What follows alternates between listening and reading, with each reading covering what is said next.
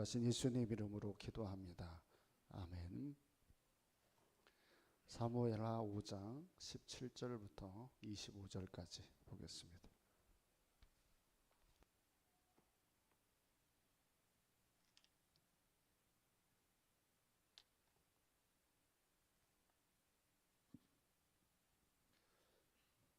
사무엘하 5장 17절부터 25절까지 교독하겠습니다.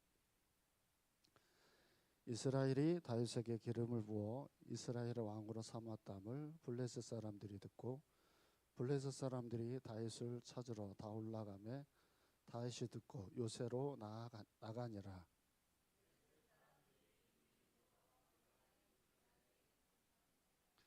다윗이 여호와께 여쭈어 이르되 내가 블레셋 사람에게로 올라가리까 여호와께서 그들을 내 손에 넘기시겠나이까 하니 여호와께서 다윗에게 말씀하시되 올라가라 내가 반드시 블레셋 사람을 내 손에 넘기리라 하신지라.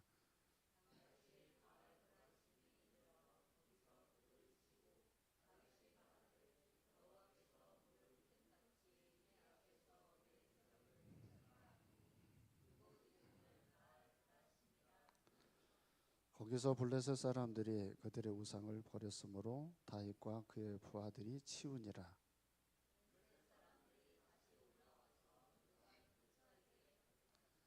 다윗이 여호와께 여쭈니 이르시되 올라가지 말고 그들 뒤로 돌아서 뽕나무 숲을 맞은편에서 그들을 기습하되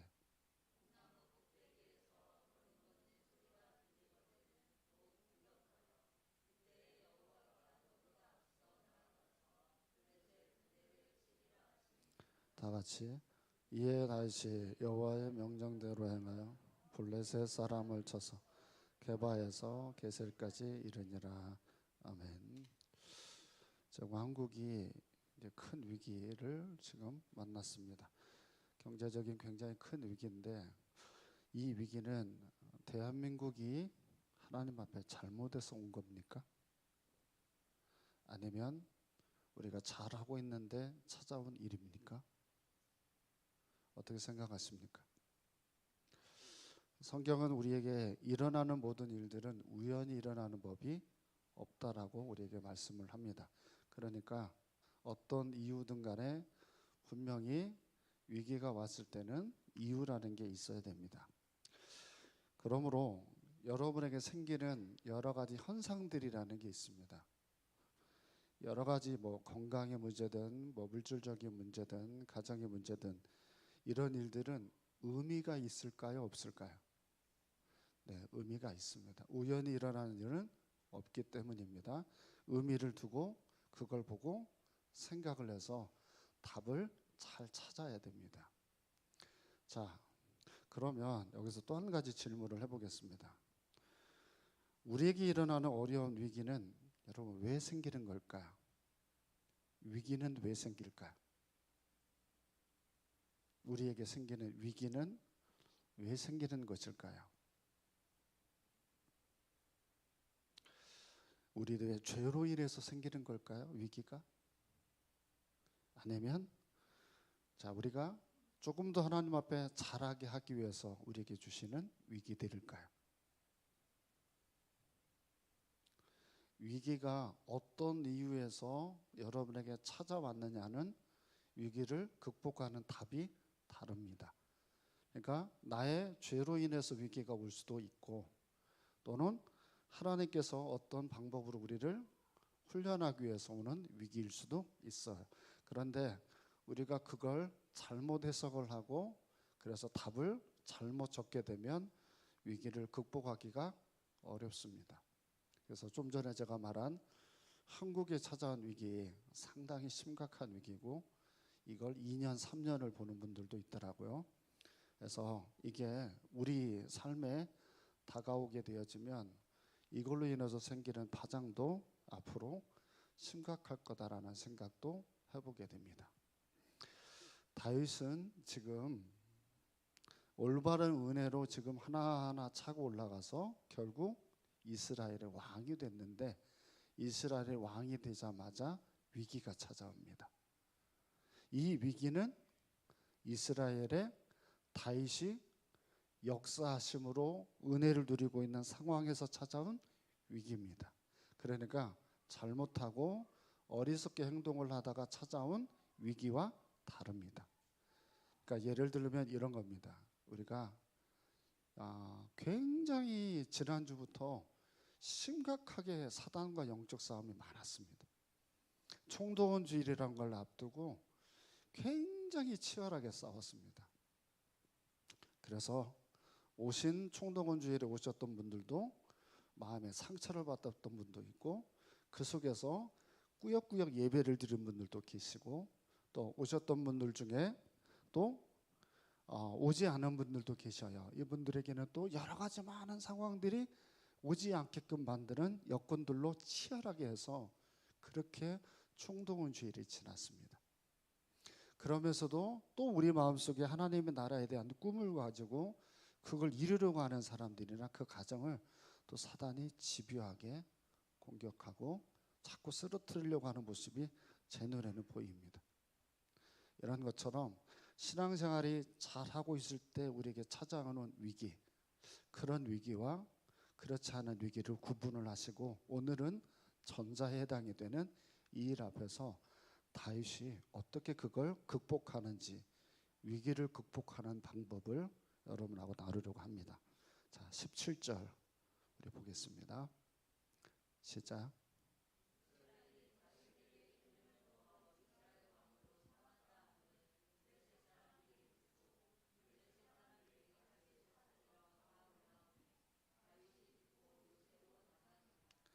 아멘. 함께하는 교회 현상 하나를 제가 다루고 17절을 설명을 하겠습니다.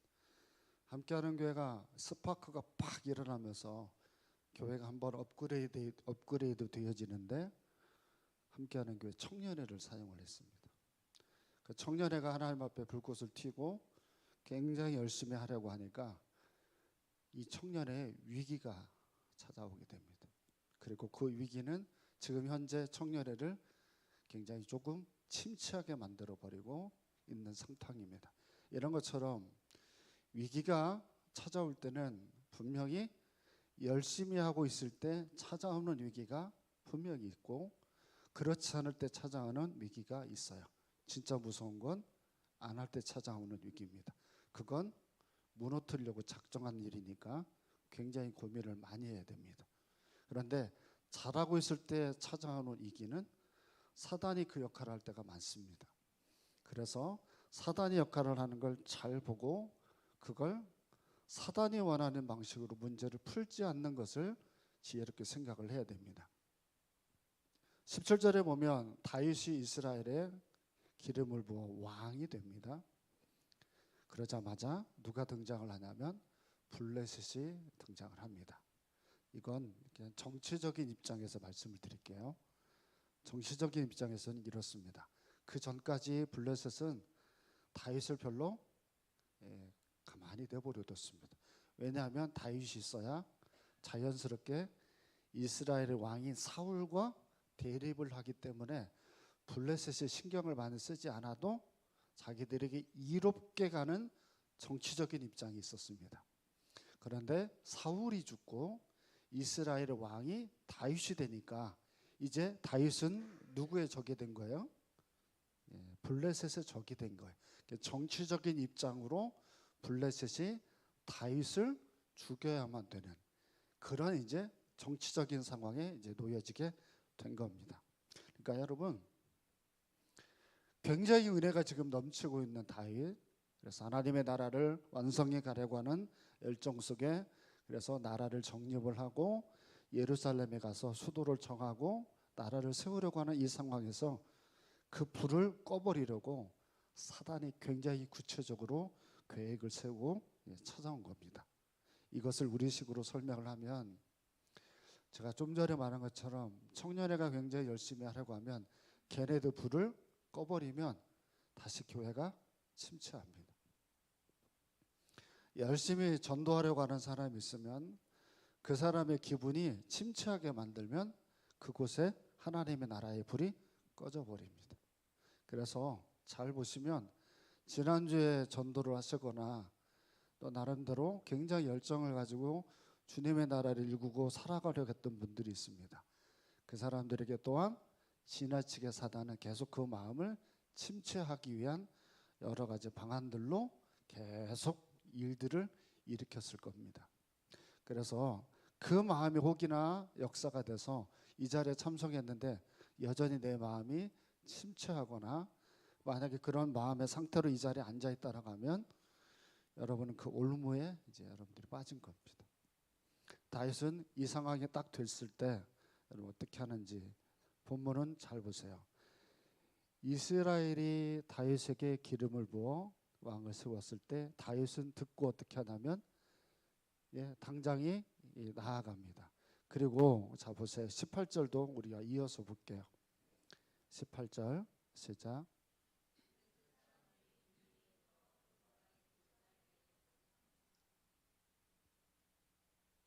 자, 이 전략을 조금 설명하기 위해서 이걸 좀 설명을 하고 위기를 극복하는 방법은 조금 이따가 다시 볼게요. 자, 블레셋 사람이 와가지고 어디에다가 진영을 쳤냐면 르바임이라는 골짜기에다가 진을 쳤는데요. 이건 여러분들이 잘 몰라요. 왜 여기에다가 블레셋이 진을 쳤냐면 예루살렘하고 유다하고 딱 반토막을 내는 곳이 르바임 골짜기예요. 그러니까 이스라엘을 하나가 되게 안 하려고 블레셋이 가운데다가 딱 줄을 긋듯이 가운데에 탁 이제 자기들이 자리를 잡은 거예요. 그럼 사단은 항상 공략을 할 때 그 마음에 뭐가 있냐면 열심히 하나가 돼서 주의 일을 하지 못하도록 항상 갈라놓는 그 역할을 사단이 한다는 사실입니다. 그러니까 잘 보세요. 교회에서 열심히 기도해야 돼요. 그러면 어느 가정 하나를 딱 건드려서 기도의 불을 끄게 만들어요. 거기가 열정이 식어져 버린 거예요. 그래서 기도회를 안 해버려요. 그러면 마음이 어때요? 나누어지는 거죠. 이 여전 내가 열심히 하라고 해요. 그러면 거기에 어떤 사람이 또 와서 그 마음이 약해지게 만들어 버려요. 그러면 열심히 하려고 하다가 마음이 식어져 버려요. 우리 가정이 조금 열심히 해야 되겠다. 이런 마음을 가지고 있는데 그 중에 어떤 한 사람이 그 마음을 쉽게 만들어가는 역할을 하게 만드는 게 그게 여기서 말하는 공략법입니다. 그러니까 사단이 역사를 하면 내가 열심히 하라고 했던 마음이 깨져버려요. 깨지고 하나가 되어지지 못하는 상황에 직면을 하게 돼요. 그러니까 사단이 역사하면 분열이 생겨요. 하나님의 은혜가 쳐부르게 되면 연합이 이루어지게 되겠죠. 자, 심각한 상황이 딱 도래하니까 다윗은 위기를 극복하는 방법으로 19절을 선택을 합니다. 19절 읽어볼까요? 시작.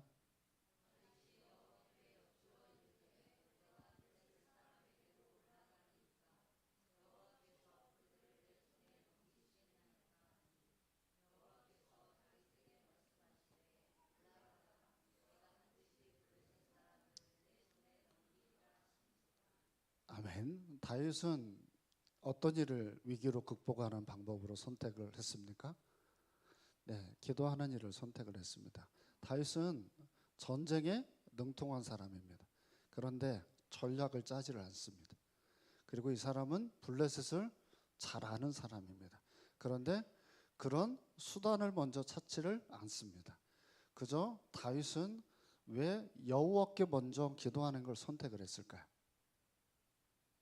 이게 참 지혜로운 건데 다윗과 사단과 싸우면 다윗은 이기지를 못합니다. 항상 사람은 다윗하고 사단하고 싸워서 이길 수가 없습니다. 그래서 반드시 사단이 어떤 마음을 가지고 왜 이런 식으로 우리에게 접근했는지를 알아야 됩니다.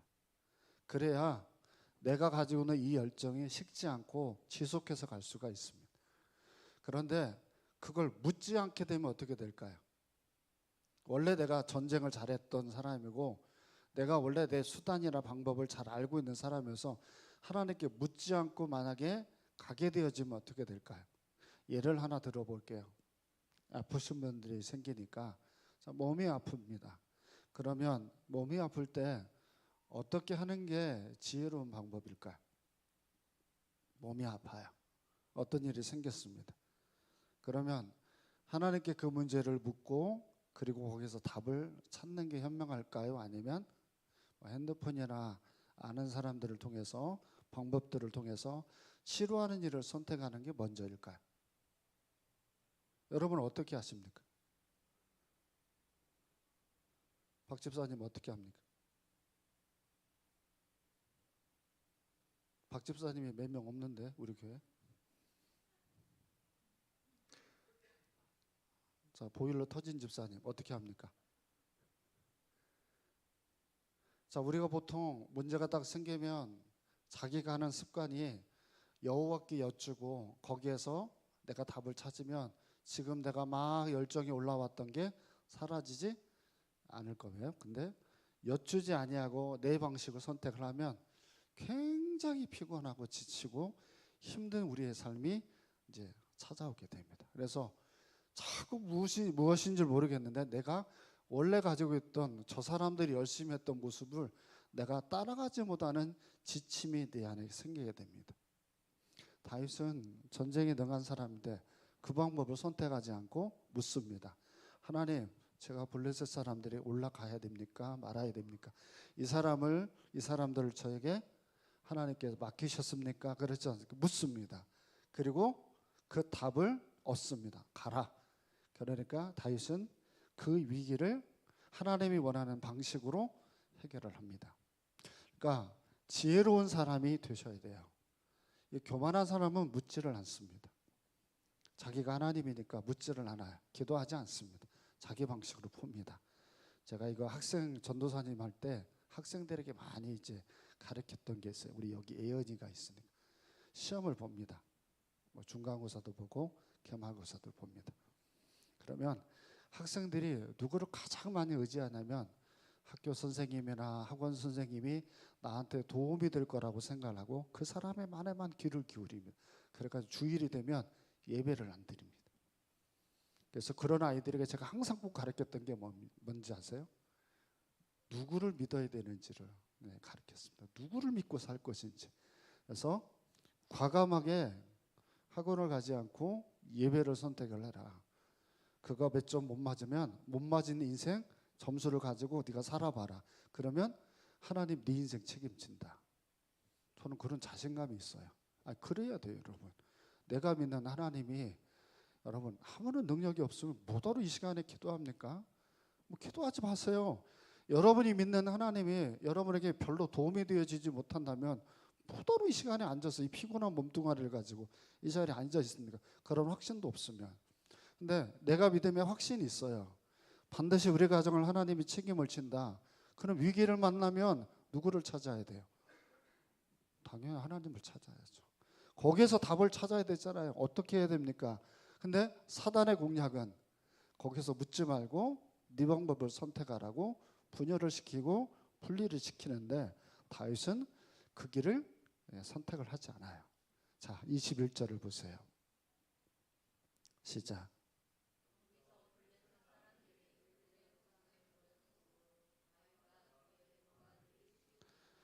아멘. 자, 전쟁에서 정말 말씀대로 이기나요, 지나요? 네, 이겼습니다. 이긴 거예요, 지금 이 장면이. 거기서 블레셋 사람들이 그들의 우상을 버렸으므로라고 하는 말은 이들이 다 도망가고 뭐만 놓고 갔냐면 우상만 놓고 가버렸어요. 그걸 지금 버렸다는 얘기예요. 자, 그 다음에 두 번째 위기를 극복하는 방법에 두 가지 21절에 나옵니다. 자, 여기 힌트가 있을까요?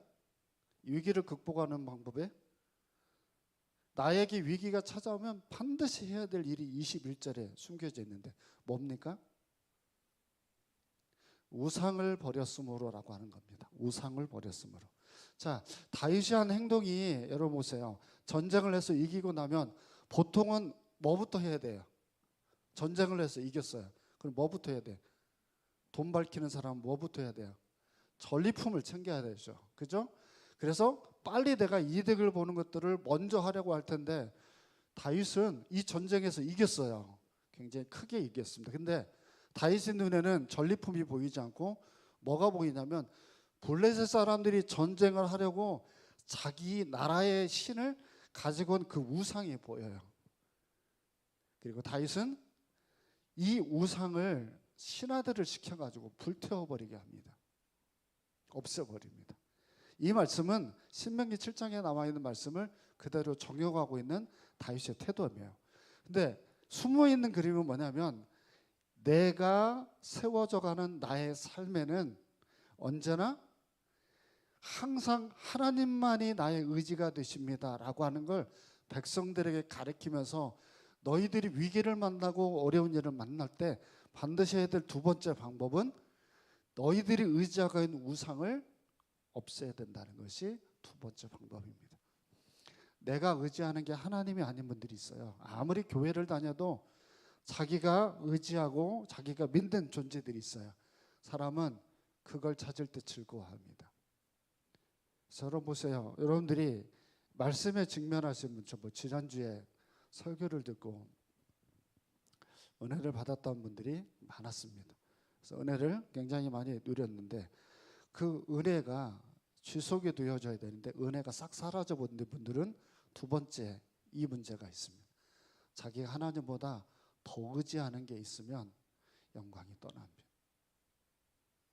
그래서 거기에 기웃거립니다. 여기에서 뭔가가 있어서 내가 살만한 것이 나오지 않을까를 자꾸 채웁니다. 여러분, 내가 의지하는 건 항상 불태워야 됩니다. 그래야 하나님의 은혜가 우리에게 지속해서 찾아올 수가 있습니다. 위기를 찾아오는데 그 위기가 나의 잘못으로 인하여서 얼마든지 더 큰 화를 또한 일으킬 수도 있어요. 자, 22절을 보세요. 22절. 자, 시작.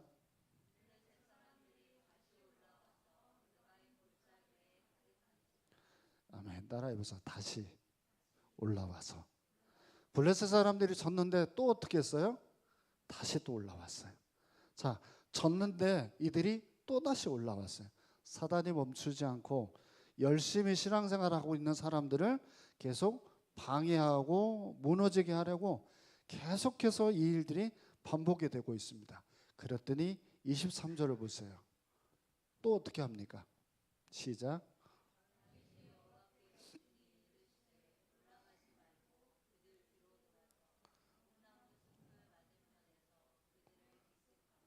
아멘.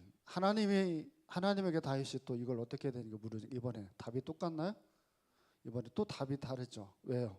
사단이 하는 전략은 그 안에 굉장히 숨은 못된 방식들이 많이 있어요. 근데 어제 했던 방식하고 오늘 하는 방식하고 똑같으면 뭐하러 기도를 해서 물을까요?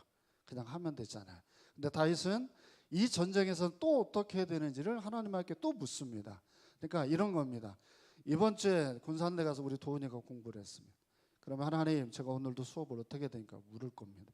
그리고 나면 그 다음 주에도 일상이 똑같다고 생각을 하고 기도하지 않고 만약에 또 한 주간의 대학교 생활을 하면 빵점짜리가 되는 거예요. 하나님, 또 이번 주에는 제가 어떻게 해야 됩니까? 하나님, 어떻게 공부해야 됩니까? 직장에서 제가 어떻게 해야 됩니까? 제가 오늘 만나는 사람에게 어떻게 해야 됩니까? 또다시 거기서 물어야 되고, 또 이 상황이 사단이 나를 공략하려고 하는 시험이다라고 했을 때는 그 순간 하나님, 또 저희 가정을 어떻게 해야 됩니까? 하나님, 이 상황에서는 제가 어떻게 하는 것이 옳습니까? 라고 물어야 되고, 때로는 여기서 말하는 것처럼 뒤로 돌아가서 급습을 해라. 다른 방법을 하나님이 이야기를 하고 계시는 걸 볼 수 있습니다. 그러니까 사단이 공격하는 걸 전능하신 하나님만 유일하게 합니다. 우리는 모르기 때문에 언제든지 당할 수 있습니다.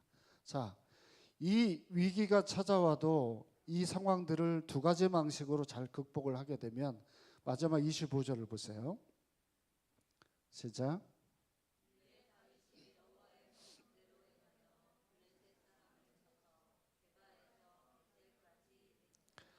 아멘. 자, 르바임 골짜기에서 게셀까지 전쟁을 해서 이겼다면 이게 총 24km가 됩니다. 그러니까 그 당시에는 걸어서 다니는 24km면 하루 거리 정도 됩니다. 그러니까 그 24km를 통통 다윗이 뭐 했냐면 싸워서 이겨버렸다는 겁니다. 그러니까 엄청난 역사가 여기서 일어난 걸 볼 수 있습니다. 여러분, 말씀의 결론을 맺겠습니다. 이번 주 승리하셨습니까? 나는 영적인 싸움에서 이번 주에 굉장히 은혜가 넘치고 기쁘신 분. 사단이 공격하는 그런 방식 때문에 지금 내 마음이 굉장히 침체해 있거나 열정이 식으신 분. 승리를 맛보지 못하면 굉장히 신앙생활이 도태되어져 버립니다. 그래서 항상 의욕이 없습니다. 잘 보세요. 교회 안에 보면 의욕이 넘치는 분들은 싸워서 이겨봐야 승리가 있어요. 여기 우리 박찬영이가 수영해가지고 금메달 따고 걔가 굉장히 슬퍼했죠. 어떻게 했어요? 그 배영을 하는데 그 조그마한 녀석이 1등을 해버리잖아요. 저도 박수를 치고 내가 목사님들한테 그걸 다 보여줬어요. 이거 우리 교회 주일학교인데 이렇게 수영을 해서 1등 갔다고 우리 축구팀 목사님들에게 보여줬거든요. 그러니까 걔가 그걸 보고 얼마나 뿌듯합니까? 그래서 목걸이에다 메고 다녔잖아요. 교회가 잘 보세요. 여러분 이번 주에도 여러분들이 승리를 맛본 분들이 주일날 예배를 드리러 와요. 어떤 사단의 방식으로 뭘 하든 간에 거기 은혜를 내가 맛본 사람들은 굉장히 예배가 기뻐요. 내 안에 기쁨이 차오른다고요. 그러니까 누구에게나 신앙생활에 대한 열정을 내가 말할 수밖에 없어요. 그게 없어요. 내가 예배 드리는 게 내가 싫고 이미 내 안에 열정이 식어져 버렸어요. 그러니까 예배를 드리면서 내내 마음이 그 예배에 없어요. 그런데 그런 사람들이 누구에게 가서 교회를 가자고 말하면 우리에게서 그 열정을 볼까요? 아, 당신 따라서 내가 교회를 가야 되겠다는 생각이 들까? 추워도 안 들어요.